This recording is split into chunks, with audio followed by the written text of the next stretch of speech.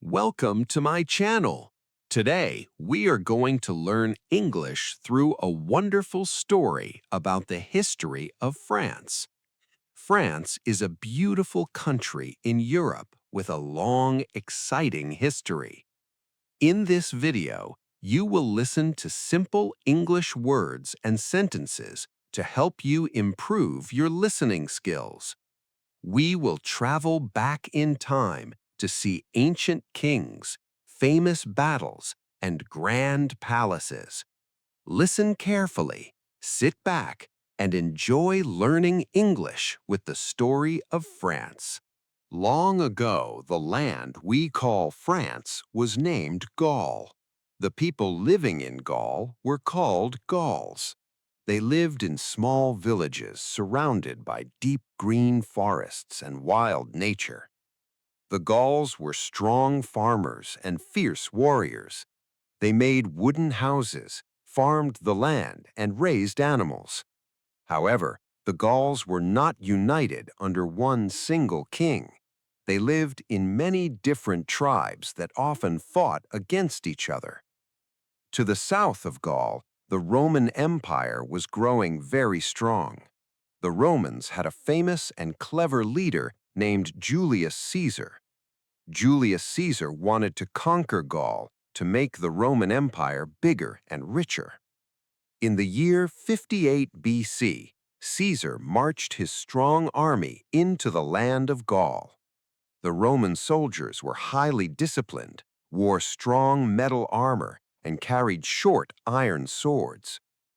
The Gauls fought back with great bravery to protect their homes. A great warrior named Vercingetorix tried to save his people. He united the different Gaul tribes to fight against the invading Roman army together. Vercingetorix was a brave hero who fought very hard. But after many long battles, the Romans were too strong and organized for the Gauls. Vercingetorix surrendered to Caesar in 52 BC to save his remaining men. After the war, Gaul became a part of the vast Roman Empire. The Romans ruled Gaul for more than 400 years. During this time, life in Gaul changed completely. The Romans built beautiful stone cities with straight streets, large public baths, and grand open theaters. They also constructed long, strong roads made of stone to connect all the cities. The people of Gaul learned to speak the Latin language used by the Romans. Over many years, this Latin language slowly changed and became the French language we hear today. The Romans also built aqueducts, which were tall stone bridges that brought clean water into the towns. Many of these stone bridges and roads are still standing in France today. The combination of Roman culture and Gaul traditions formed a new culture called Gallo-Roman. This rich mix of cultures was the true beginning of French history. As the Roman Empire weakened, new groups of people moved into Gaul. One powerful group was called the Franks. The Franks were strong fighters who came from northern Europe. Over time, the Franks took control of the whole land. In fact, the modern name France comes from the name of the Franks. They established a strong kingdom and adopted Christianity as their main religion. The most famous king of the Franks was a tall man named Charlemagne. Charlemagne is also known in history as Charles the Great. He became king in the year 768 and ruled for many years. Charlemagne was a powerful king who wanted to bring peace and order to Europe. He expanded his kingdom by winning many battles against neighboring lands. In the year 800, a very important event happened in Rome. The Pope placed a golden crown on Charlemagne's head and called him emperor. Charlemagne ruled over a huge empire that covered modern France Germany, and Italy. But Charlemagne was not only interested in fighting wars. He cared deeply about learning, reading, and education. During the Middle Ages in France, very few people knew how to read or write. Even many rich noblemen could not write their own names. Charlemagne created schools across his empire so children could learn to read. He brought smart scholars from different countries to write books and teach subjects like math and music. He also encouraged monks to copy ancient books by hand to preserve knowledge. During the Middle Ages in France were also a time of knights and stone castles. Knights were brave soldiers who rode strong horses and wore shiny suits of metal armor. Kings and noble lords built tall stone castles on high hills to protect themselves from enemies. Farmers lived in simple villages near the castles and grew food for everyone. After Charlemagne died, his empire was divided among his grandsons. The western part of his empire slowly developed into the country of France. In the 14th century, a long and painful war started between France and England. This conflict is known in history as the Hundred Years' War. The English kings claimed that they had the right to rule over the Kingdom of France. The war lasted for more than a century, causing great sadness and suffering across the land. Many French fields were burned, and many cities were damaged during the long battles. France was losing the war, and the French people felt hopeless and tired.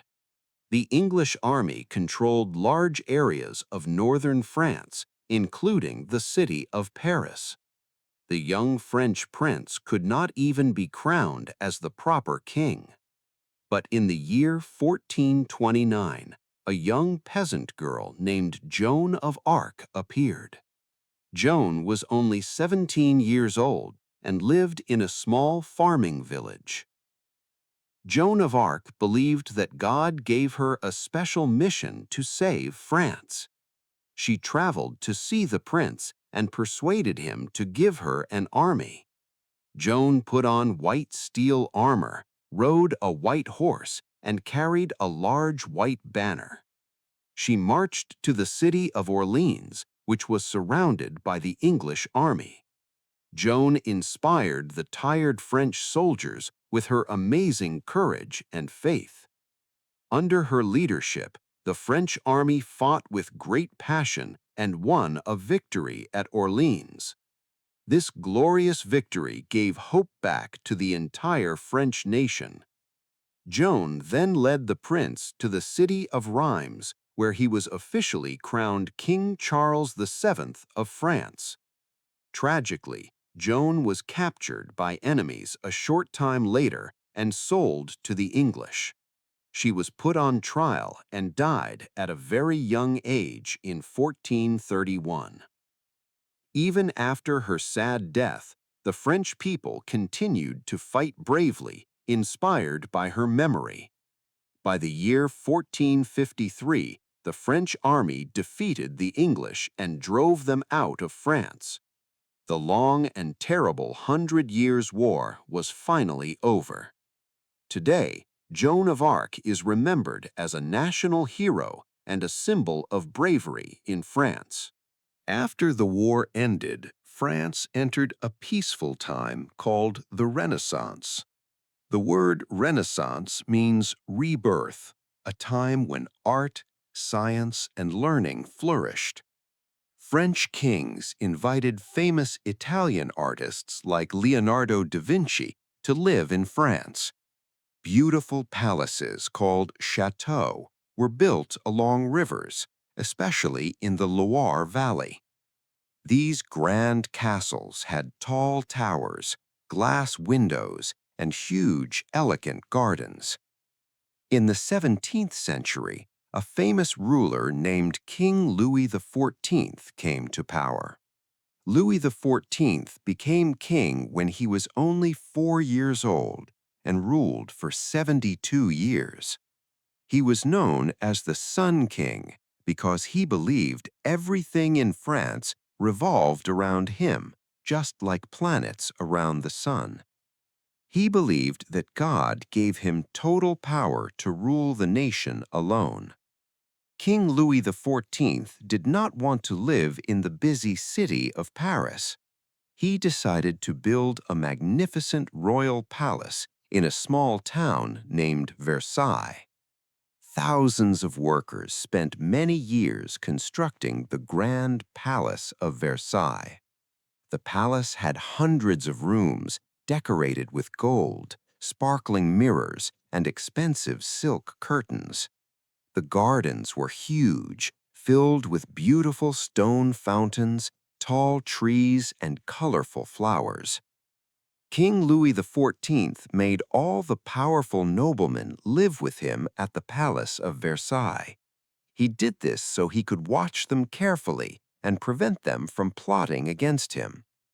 The nobles spent their days attending royal parties, watching plays, and walking in the palace gardens.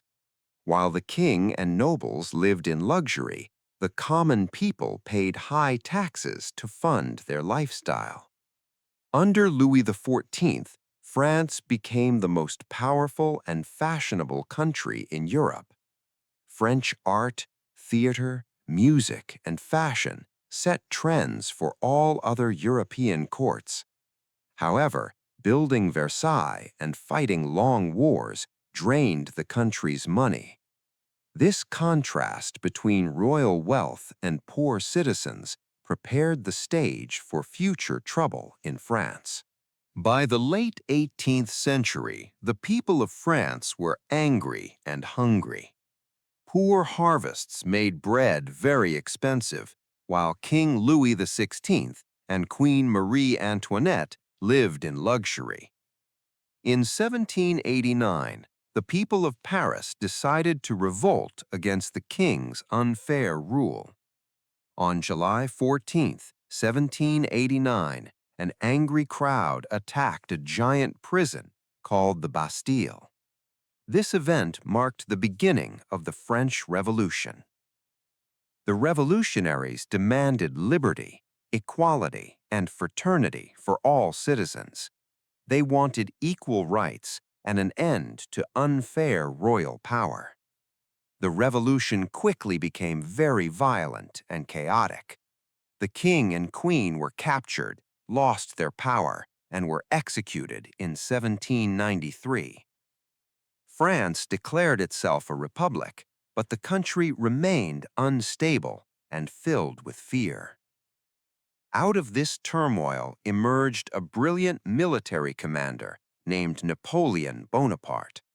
Napoleon was born on the small island of Corsica and rose quickly through the army ranks. In 1799, Napoleon took control of the French government to restore order. A few years later, in 1804, he crowned himself Emperor of France in a grand ceremony. Napoleon was a genius on the battlefield and won amazing victories across Europe. He built a vast empire, changing laws and spreading French ideas of government everywhere he went. He created a famous set of laws called the Napoleonic Code, which emphasized clear rules and civil equality. Many of these legal principles are still used in legal systems today. However, Napoleon tried to invade Russia in 2012, which turned out to be a fatal mistake. The harsh Russian winter and strong opposition destroyed most of his grand army. Enemy countries joined forces against Napoleon and finally defeated him at the Battle of Waterloo in 1815. Napoleon was sent away to a lonely island, bringing an end to a dramatic era of war. During the 19th century, France experienced many rapid changes in government. The country shifted between kings, emperors, and republics several times as it sought stability. Cities grew larger as factories were built during the Industrial Revolution. In 1889, the famous Eiffel Tower was constructed in Paris for a giant world exposition. At first, many locals disliked the metal tower, but it soon became the global symbol of France. The 20th century brought two devastating global wars to French soil. During World War I and World War II, France suffered heavy damages and lost many brave lives. Beautiful cities, farmland, and historic buildings were destroyed in the fierce fighting. However, with determination and help from international allies, the French people rebuilt their country after 1945. Today, France is a modern democratic republic and a leader in Europe.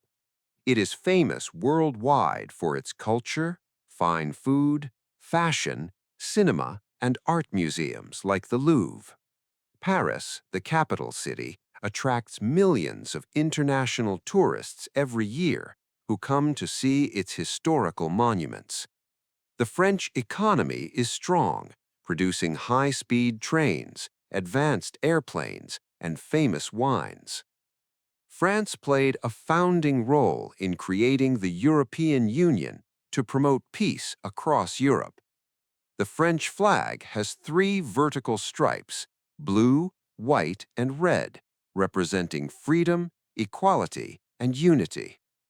The long history of France, from ancient Gauls to modern times, shows a strong nation that continually shapes world history. Thank you for listening to this story, and keep practicing your English every day.